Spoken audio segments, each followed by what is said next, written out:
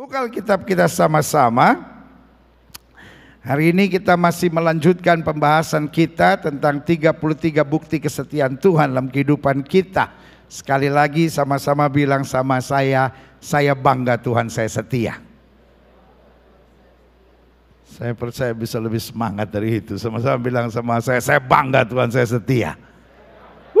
Kasih tepuk tangan dulu yang meriah buat Tuhan, haleluya. Saudara-saudara yang mengikuti secara online, ketik di live chat saudara, saya bangga Tuhan saya setia. Yes. Meskipun manusia tidak setia, dia Tuhan kita adalah Tuhan yang setia. Haleluya. Nah, saudaraku yang kasih dalam Tuhan, dalam bukti kesetiaan Tuhan, dia menyertai kita. Sama-sama bilang sama saya, Tuhan menyertai saya. Nah, saudaraku yang kasih dalam Tuhan, semua agama percaya God is in heaven. Semua agama percaya bahwa Allah di sorga. Amin. Tetapi saudaraku yang kasih dalam Tuhan, kekristenan bukan hanya percaya God is in heaven, but God is with us. Sama-sama bilang sama saya, Tuhan beserta saya. Karena Allah yang di sorga, dia turun.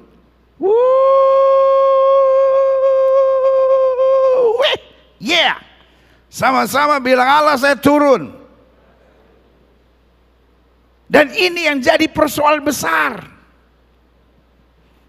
Hari Kamis kita akan sama-sama merayakan 80 days to Christmas. Sama-sama bilang sama saya, Christmas is important. Buat orang dunia, Natal itu persoalan.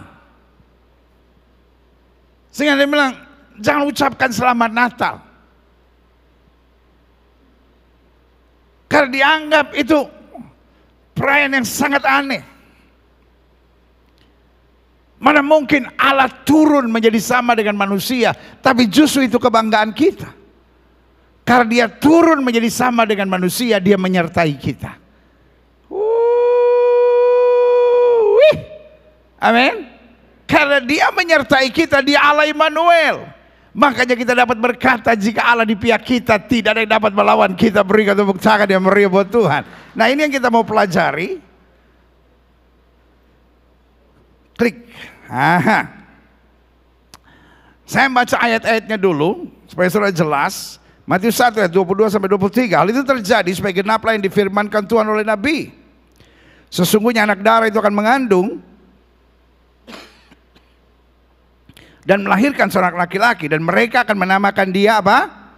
Immanuel, yang berarti Allah menyertai kita. Sebagian bertanya, so namanya Yesus atau Immanuel? Jangan-jangan namanya Immanuel Yesus atau Yesus Immanuel. No. Namanya adalah Yesus. Sama-sama bilang sama saya, Yesus. Tetapi Yesus adalah Allah yang beserta kita. Makanya dia disebut Immanuel. Klik. Aha. Penggenapan, rupanya ayat itu penggenapan dari Yesaya 7 ayat 14. Sebab itu Tuhan sendiri akan memberikan kepadamu suatu pertanda. Sesungguhnya seorang perempuan muda mengandung dan akan melahirkan seorang laki-laki, dan ia akan menamakan dia Immanuel. Klik. Aha. Yesaya 8 ayat 7-8. Sebab itu sesungguhnya Tuhan akan membuat air sungai Efrat yang kuat dan besar meluap-luap atas mereka, yaitu Raja Asyur. Dengan segala kemuliaannya, air ini akan meluap melampaui segala salurannya, dan akan mengalir melampaui segenap tebingnya, serta menerobos masuk ke Yehuda, ibarat banjir yang meluap-luap hingga sampai ke leher, dan sayap-sayapnya dikembangkan akan menutup santero negerimu ya Immanuel. Artinya apapun yang terjadi, kita tidak pernah sendiri. Sama-sama bilang, saya tidak pernah sendiri. Klik. Aha. Ulangan 2 ayat 7. Sebab Tuhan Allahmu memberkati engkau dalam segala pekerjaan tanganmu. Ia memperhatikan perjalananmu melalui padang gurun yang besar ini. Ke-40 tahun ini Tuhan Allahmu menyertai engkau, dan engkau, amin. Amin. Pertanyaan saya, selama 40 tahun Bangsa Israel setia enggak?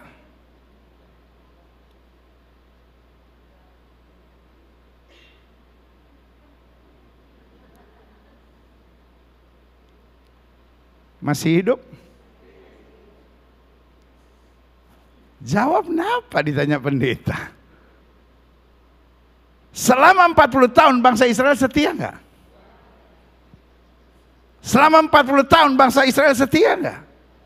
Tapi Tuhan tetap menyertai. Sebagian saudara menatap saya dan berkata, kalau gitu enak dong, saya bisa hidup sembarangan. No. Tuhan yang menyertai juga kadang-kadang dia didik kita. Karena barang siapa yang kukasihi, aku hajar dan ku tegur. Justru karena Tuhan menyertai kita, jangan aneh-aneh. Tapi satu yang kita tahu, jangan pernah merasa sendiri. Karena salah satu yang setan mau buat adalah, setan mau buat kita merasa sepi, sendiri, nggak ada yang peduli. Tapi hari ini saya mau beritahu, Tuhan menyertai kita. Amin. Dan lihat apa akibatnya. Sebab Tuhan Allah mau memberkati engkau dalam segala pekerjaan tanganmu. Ia memperhatikan perjalananmu melalui padang gurun yang besar ini. Ada banyak orang yang akan bertanya, kalau Tuhan betul menyertai saya, kenapa saya diizinkan melalui padang gurun? Justru kita bisa mampu karena ada Tuhan. Amin. Ke-40 tahun ini Tuhan Allahmu menyertai engkau, dan engkau tidak kekurangan apapun. Sekarang kita baca secara profetik ayat ini, kita imani terjadi dalam hidup kita. Sama-sama kita baca. Sebab Tuhan Allahku memberkati aku dalam segala pekerjaan tanganku. Ia memperhatikan perjalananku melalui padang gurun yang besar ini. Umur saudara berapa sekarang? Hah? Lihat baca seumur saudara. Kalau umur saudara 27 bilang 70 tahun ini Tuhan Allahku menyertai aku. Ayo. 1, 2, 3. Tuhan Allahku menyertai aku.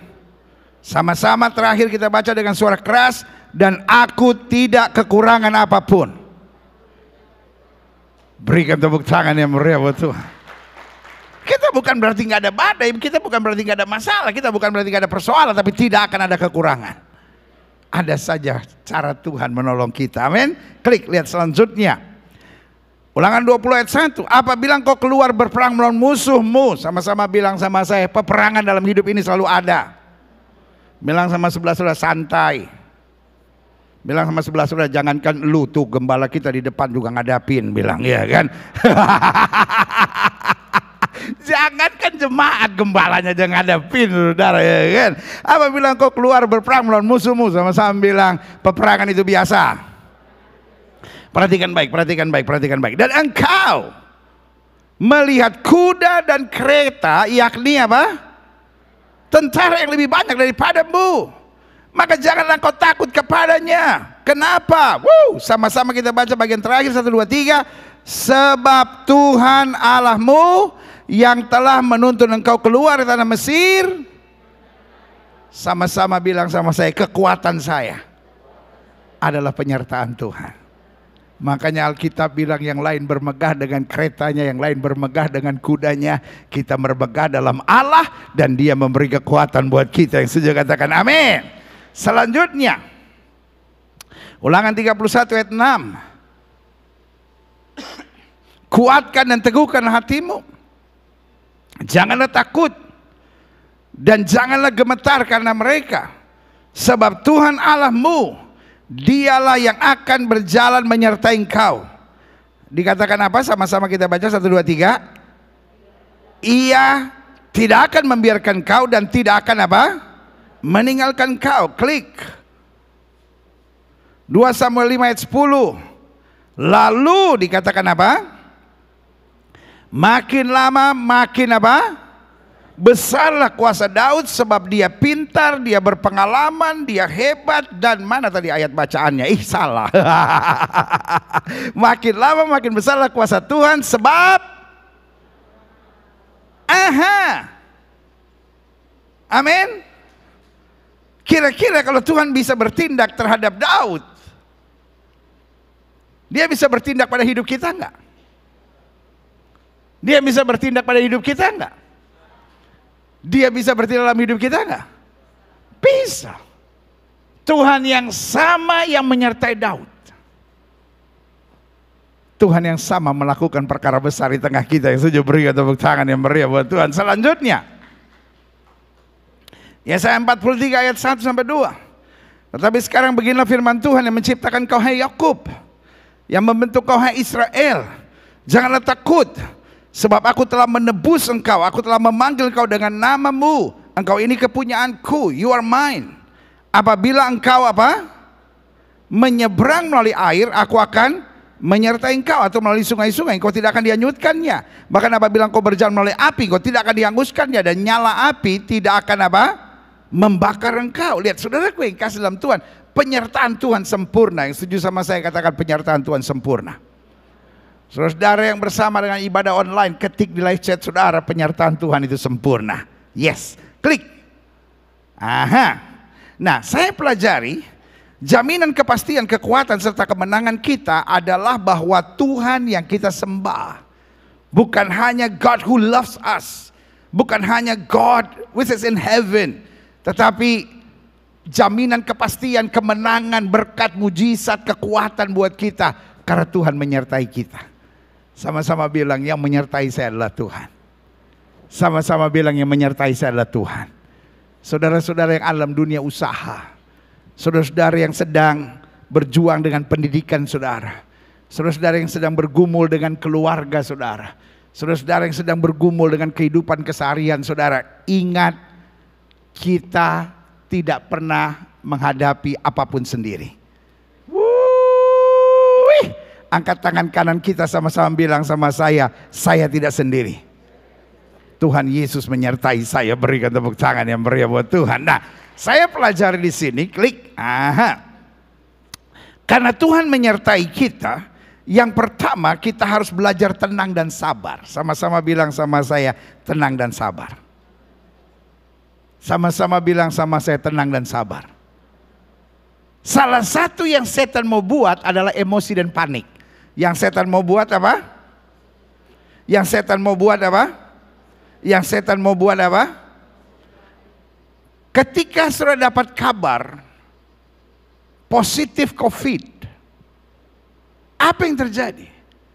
Suasana emosional dan panik. Padahal waktu kita tahu Tuhan menyertai kita, kita apa? Masih hidup?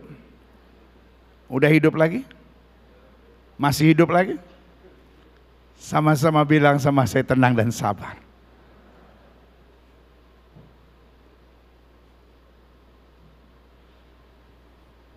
Waktu Daniel dibuang ke gua singa, sikap yang diambilnya apa? Tenang dan sabar.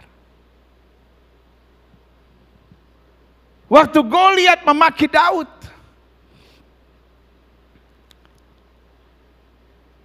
anjing ke aku sampai engkau datangi aku dengan batu seperti itu. Dia mengambil langkah apa? Tenang dan sabar. Waktu Bartimeus berteriak, Jesus son of David have mercy on me, dan orang banyak suruh dia diam, sikap apa yang dia buat? Tenang dan sabar. Mertua-mertua yang saya sayang dalam kasih Kristus, ada masanya dalam hidup ini tiba-tiba ada sesuatu yang menantumu buat yang kadang-kala berbeda dari yang kau harapkan. Sikap anak Tuhan Yesus tetap tenang dan sabar. Oma-oma yang ada di sini, kadang-kala cucumu sakit, jangan langsung emosi. Emang menantu saya itu pendeta, nggak pernah bisa urus cucu saya itu pendeta. Itu menantu saya, dia sibuk aja sama handphone, dia sibuk saja, dia sibuk. Oma, jangan emosi dan panik.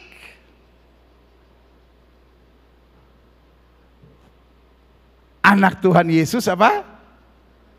Sama-sama bilang sama saya, tenang dan sabar. Pak, siapa yang tadi jawab ya?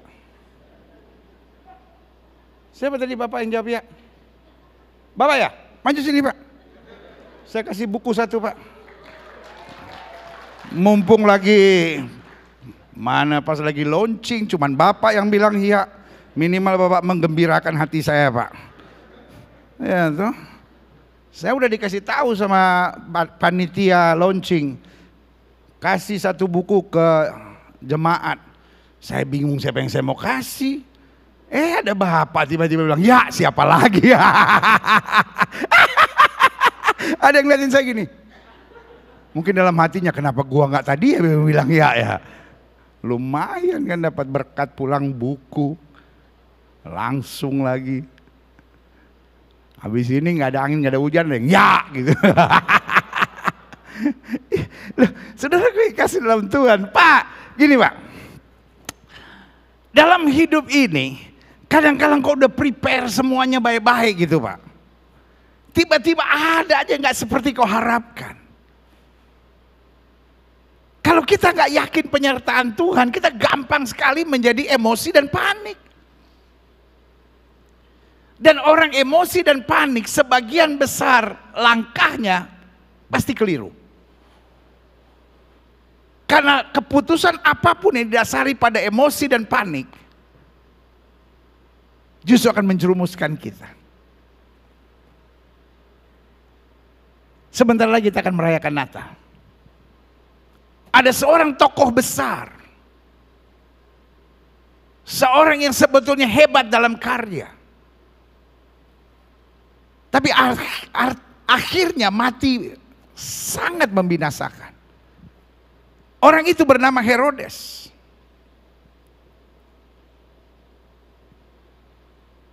Dia disebut sebagai Herod the Great. Herodes yang agung. Kenapa dia disebut agung? Karena apapun yang dia bangun harus dahsyat. Tapi saudaraku yang dikasih dalam Tuhan, ketika dia sedang ada di istananya, tiba-tiba datang tamu. Tamunya adalah orang Majus. Orang Majus ini dengan santainya, dengan tenangnya, datang kepada raja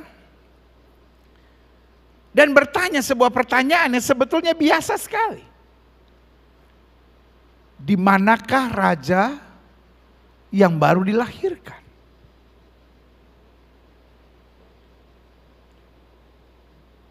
Dia nggak bilang raja apa atau apa gitu. Iya kan? Dan ini juga baru dilahirkan. Tapi mendengar kata raja yang baru dilahirkan, langsung pikirannya, waduh, assumption. Saya selalu bilang assumption is the mother of confusion. Di mana ada asumsi selalu terjadi kebingungan dan kepanikan. Dia mulai hubung-hubungkan, waduh, jangan-jangan sebentar lagi dia akan jadi raja menggantikan aku. Saking emosi dan paniknya dia bilang sama orang Majus, kamu selidiki dengan seksama hal-hal mengenai anak itu. Nanti kalau sudah, beritahukan kepadaku supaya aku datang sujud menyembah kepadanya. Tapi diperingatkan dalam mimpi sehingga dia nggak kembali. Karena Herodes dasarnya emosi dan panik. Saya tahu apa yang terjadi. A great man, seorang yang hebat, tiba-tiba berbuat tindakan blunder yang sangat sadis. Dia memberi perintah bunuh semua bayi laki-laki di bawah umur 2 tahun. Lihat, saudaraku yang kasih dalam Tuhan, anak-anak di bawah umur 2 tahun dibunuh mati semuanya. Bukankah ini tindakan karena apa? Emosional dan panik. Dan ini juga yang terjadi dengan Saul. Ini sebetulnya pengulangan. Saul adalah orang yang dipilih oleh Tuhan. Saul dipilih oleh siapa? Saul bukan cuma dipilih rakyat, Saul dipilih Tuhan untuk menjadi the king of Israel. Tapi apa yang terjadi? Daud mengalahkan Goliat. Dan waktu Daud masuk Yerusalem, putri-putri Yerusalem menari polos, bersorak sukacita. Saul telah mengalahkan beribu-ribu musuh, tapi Daud berlaksa-laksa. Nggak ada yang perlu dikhawatirkan. Karena kemenangan Daud adalah kemenangan dari Saul juga. Dan Daud tidak mencari kesempatan untuk itu lalu kemudian berbuat suatu. No, sama sekali tidak. Tetapi sekali lagi assumption.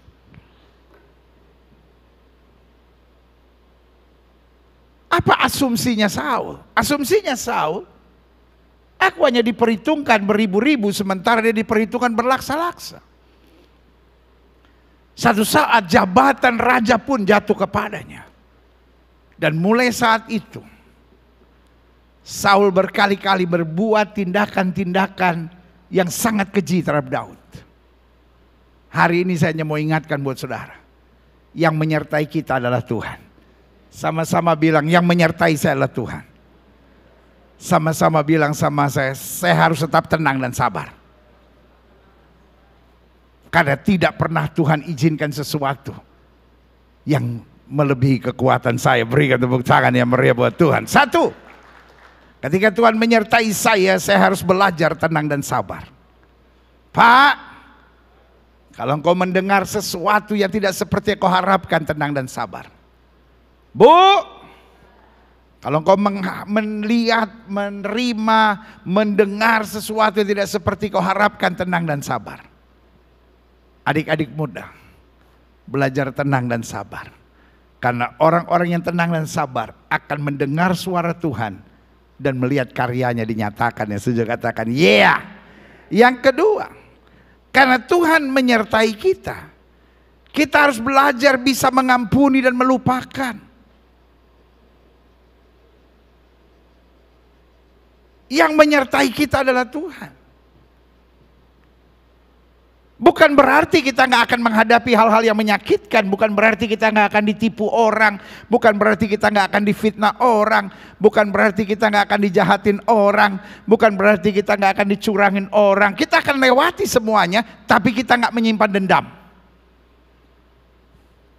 Yang setuju sama saya katakan, saya tidak menyimpan dendam.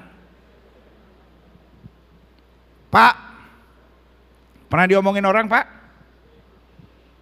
Pernah difitnah orang, Pak? Pernah dijahatin orang, Pak? Bu? Pernah ditusuk dari belakang sama teman sendiri, Bu?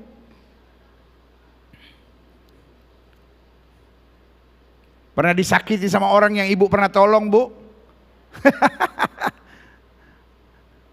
Mungkin saudara bertanya sama saya, pendeta, kita yang udah doa, kita yang baca Alkitab, kita ke gereja juga ngalamin sama orang dunia. Terus bedanya apa? Bedanya reaksinya. Orang dunia punya prinsip kalau orang baik sama saya baik sama dia. Tapi kalau dia jahat sama saya bisa lebih keji dari dia.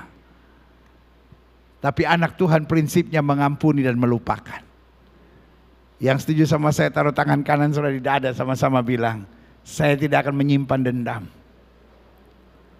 Saya tidak akan menyimpan kepahitan. Saya ampuni dan lupakan. Saudara-saudara yang mengikuti secara online, ketik di live chat saudara, saya menyatakan hari ini, saya mengampuni dan melupakan. Semua kita di tempat ibadah ini sama-sama bilang, saya menyatakan hari ini, saya mengampuni dan melupakan. Lo apa hubungannya kalau Tuhan menyertai saya harus mengampuni dan melupakan? Karena Tuhan merubah kutuk menjadi berkat. Tuhan merubah hal-hal yang menyakitkan menjadi hal-hal yang mendatangkan kemuliaan luar biasa buat hidup kita. Haleluya. Yang ketiga, karena Tuhan menyertai kita, kita harus buang roh ketakutan dan kekhawatiran. Yang menjajah kita sebetulnya bukan persoalan. Tetapi ketakutan dan kekhawatiran kita, sama-sama bilang sama saya, yang menjajah saya bukan persoalan. Tahukah saudara, ada orang-orang yang masalahnya lebih besar dari kita. Kita tuh kalau menghadapi masalah, kita pikir masalah kita yang paling besar banget. Tapi tahukah saudara, ada orang-orang yang masalahnya jauh lebih besar dari kita. Tetapi Alkitab bilang begini, Allah tidak pernah memberikan roh yang mendatangkan ketakutan. Sama-sama bilang sama saya, ketakutan adalah roh. Sama-sama bilang sama saya, ketakutan adalah roh. Kalau sudah tanya sama saya, Gilbert ini aneh-aneh aja pengajarnya, apa-apa roh. Loh, Alkitab bilang, Allah tidak pernah memberikan roh yang mendatangkan apa? Ketakutan. Ketakutan dan kekhawatiran adalah roh yang bukan dari Tuhan. Karena ketakutan dan kekhawatiran selalu akan membuat kita menolak campur tangan Tuhan. Membuat kita ragu akan penyertaan Tuhan.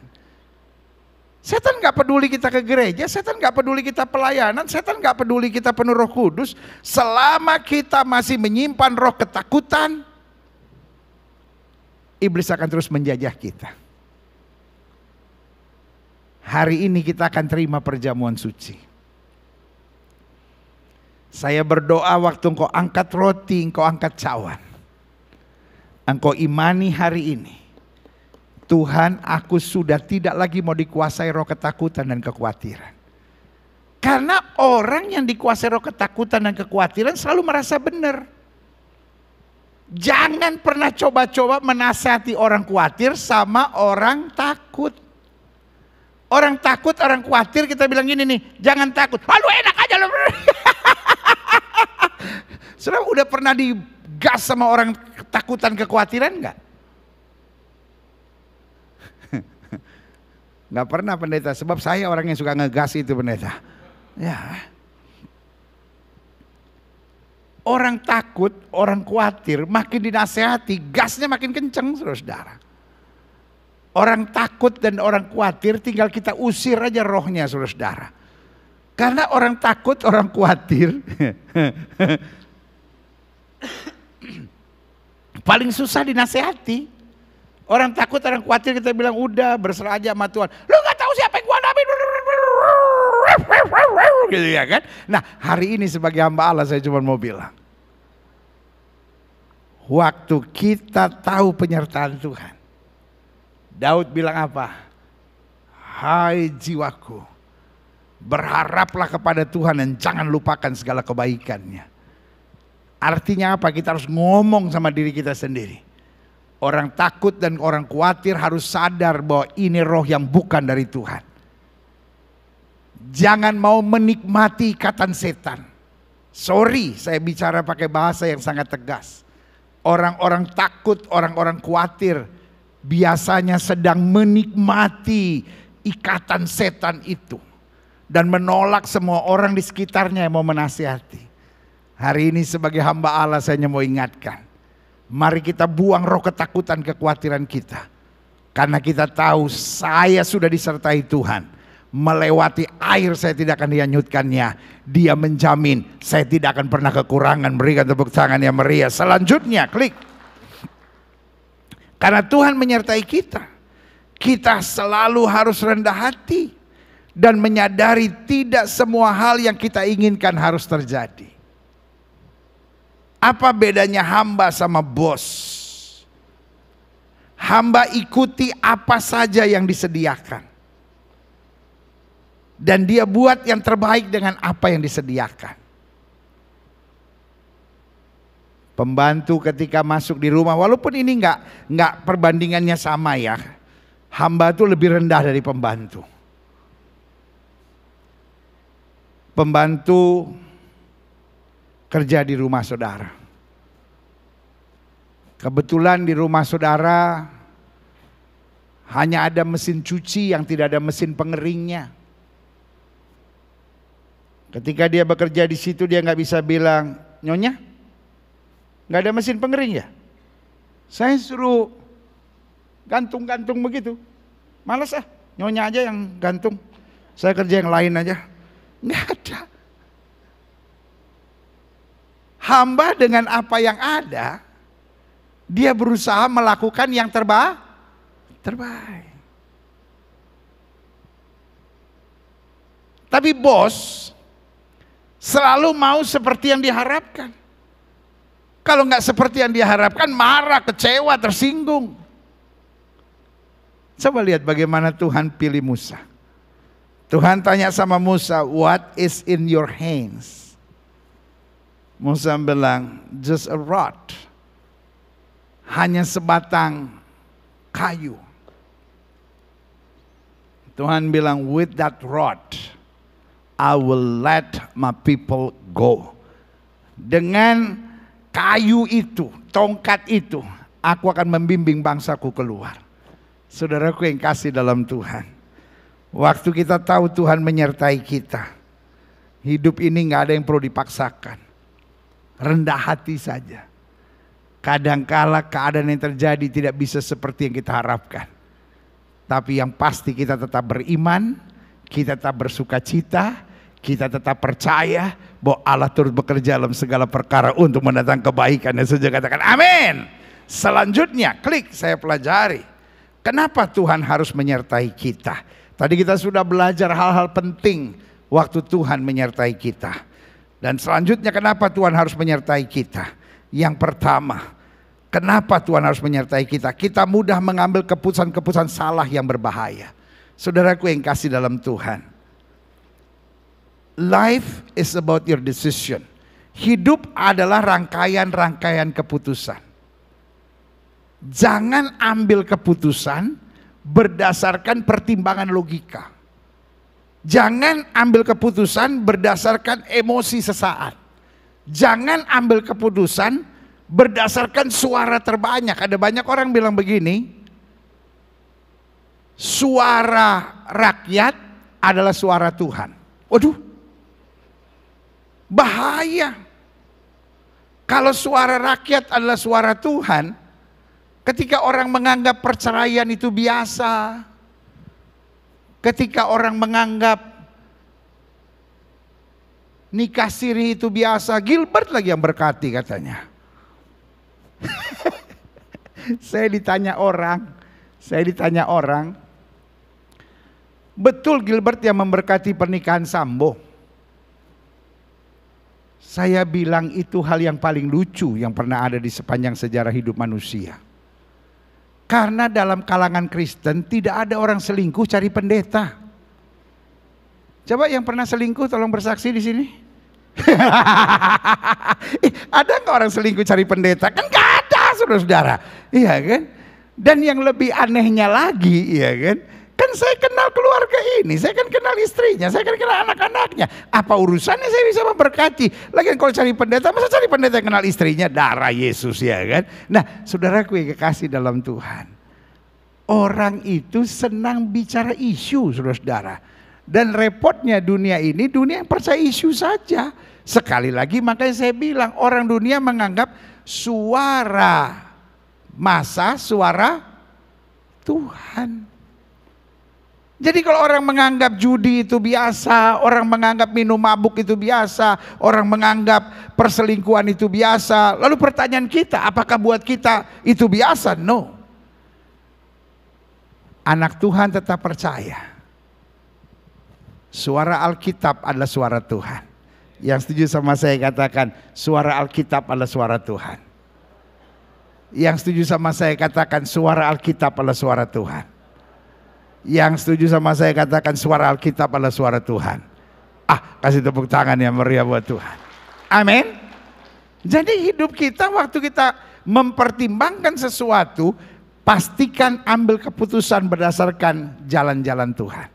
Selama keputusan kita berdasarkan jalan Tuhan, tidak selamanya jalan itu yang paling mudah. Tapi satu yang saya yakin, ujung-ujungnya pasti luar biasa. Yang setuju katakan amin. Yang kedua, saya pelajari Kenapa Tuhan menyertai kita?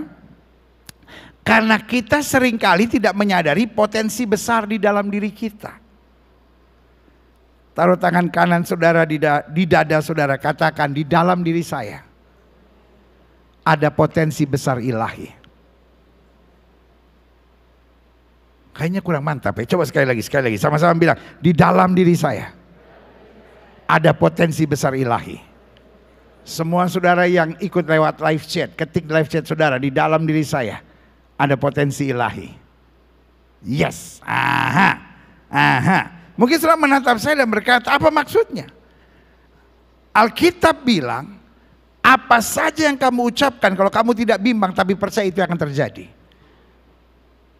Orang-orang yang selalu mengeluh dan bilang, aduh saya udah gak sanggup, saya sudah gak mampu, saya sudah gak bisa, hidupnya gak pernah kemana-mana. Tapi sebaliknya, orang-orang biasa tapi yang punya iman luar biasa, sambil berkata, saya percaya saya sanggup, saya percaya saya harus menang, saya percaya saya berhasil. Orang-orang yang punya jiwa optimis, itu yang selalu berhasil. Sama-sama bilang sama saya, di dalam diri saya ada potensi ilahi. Karena itu hidup jangan suka menyerah. Tuhan menyertai kita. Karena seringkali kita gak sadar. Kita tertipu oleh suara setan yang berkata, saya udah gak sanggup, saya sudah gak bisa. Saudara-saudara yang sedang sakit hari ini bilang, ada roh Allah di dalam diri saya akan memampukan saya untuk menang. Amin. Saudara-saudara ingin lepas diri dari merokok, saudara-saudara ingin lepas diri dari judi, saudara-saudara ingin lepas dari kebiasaan buruk, pornografi, alkohol, apapun yang mengikat saudara, mulai hari ini bilang, saya bisa karena kuasa Tuhan memampukan. Amin. Sama-sama bilang, saya bisa karena kuasa Tuhan memampukan. Jangan bilang saya nggak bisa didik anak saya, jangan bilang saya nggak akan bisa selesaikan hutang saya, jangan bilang saya nggak akan bisa bereskan rumah tangga saya. Saya bisa karena ada roh Allah di dalam diri saya. Berikan tepuk tangan yang meriah. Selanjutnya, kenapa Tuhan harus menyertai kita? Karena pada dasarnya kita mudah sekali apa? Terpengaruh. Kita gampang sekali gitu. Kita lagi semangat-semangatnya beriman, tiba-tiba ada orang datang sama kita bilang, hidup gak bisa cuma beriman juga dong, pakai otak. Terus kita mulai, iya saya cuma beriman aja ya. Saudaraku, Alkitab bilang beriman saja itu cukup. Sama-sama bilang sama saya, beriman itu cukup. Tetapi apa artinya beriman? Iman tanpa perbuatan pada hakikatnya mati. Sama-sama bilang sama saya, orang beriman itu bersemangat. Orang beriman itu berhikmat. Orang beriman itu mengandalkan Tuhan. Orang beriman itu tidak akan pernah menyerah. Itulah paket iman, saudara-saudara. Tapi bukan berarti kalau saya beriman, oh iya saya beriman aja nggak bisa ya. Oh iya saya mesti ikut cara-cara dunia, menghalalkan segala cara, nggak bisa. Kita kadang-kala mudah terpengaruh. Karena kita mudah terpengaruh, kita mudah kecewa. Karena kita mudah terpengaruh, kita mudah putus asa. Karena kita mudah terpengaruh, kita mudah goyah dengan segala keputusan kita. Alkitab saya ajarkan, selama kita tidak miring ke kiri maupun miring ke kanan, hidup kita diberkati. Kita tidak akan turun tapi naik. Kita tidak menjadi ekor, kita menjadi kepala. Berikan tepuk tangan yang meriah buat Tuhan. Yang terakhir, sebelum kita menerima perjamuan suci hari ini, kenapa Tuhan harus menyertai kita? Saya undang pemain musik maju ke depan. Kenapa Tuhan harus menyertai kita? Karena seringkali dalam hidup ini kita mudah menyerah dan nekat. Itu sebabnya Alkitab bilang 1000 boleh rebah di sisi kirimu, 10.000 boleh rebah di sisi kananmu, itu tidak akan menimpamu. Aku akan memerintahkan pasukan malaikat untuk menjaga engkau. Saudaraku yang kekasih dalam Tuhan, dalam hidup ini masih ada penyertaan Tuhan. Sama-sama bilang sama saya, masih ada penyertaan Tuhan. Dua hal yang harus kita jaga. Jangan mudah menyerah dan jangan nekat. Sama-sama bilang sama saya tidak boleh mudah menyerah. Saya tidak boleh nekat. Saya pandang Yesus dan saya tahu penyertaannya sempurna atas hidup kita. Sadrak Mesak Abednego mau dibuang ke dapur api yang dipanaskan 7 kali lipat. Dia hanya bilang kalau Tuhan yang kami sembah sanggup tolong. Dia tolong. Tapi perlu Tuanku Raja ketahui, kalau Tuhan yang kami sembah tidak sanggup tolong, untuk menyembah Dewa Tuanku Raja kami tidak mau. Yang pertama saya belajar dari Sadrak Mesak Abednego, dia tidak mudah menyerah. Tapi yang kedua, dia tidak nekat. Pak, Bu, hidup ini seru. Sama-sama bilang sama saya, hidup ini seru. Sama-sama bilang sama saya, hidup ini seru. Saya tidak boleh mudah menyerah. Saya tidak boleh nekat.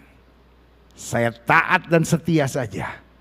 Maka di balik penyertaan Tuhan ada kemuliaan yang sempurna yang dinyatakan buat kita. Berikan tepuk tangan yang meriah.